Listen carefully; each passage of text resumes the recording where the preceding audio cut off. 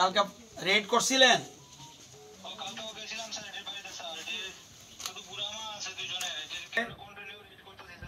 হ্যাঁ হ্যাঁ,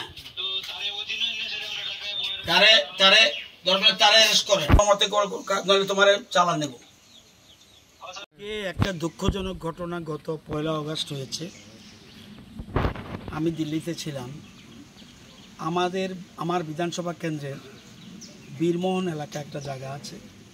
ওই এলাকায় একটা অল্প বয়সের ছেলে যে মাত্র মাধ্যমিক পরীক্ষা দিয়েছিল, দানিয়েল দেববর্মা, এটা বীরমোহন বাড়ির।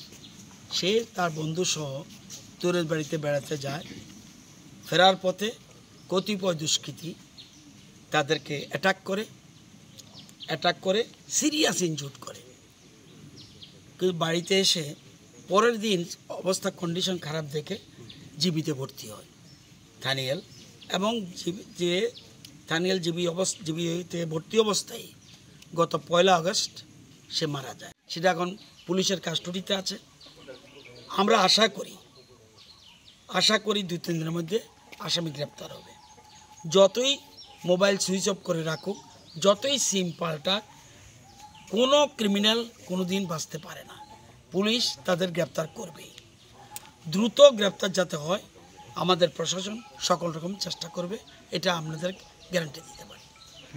এই ঘটনায় সমস্ত এলাকার মানুষ একদম শোকে মুহ্যমান এবং তারা প্রচণ্ড ক্ষুব্ধ।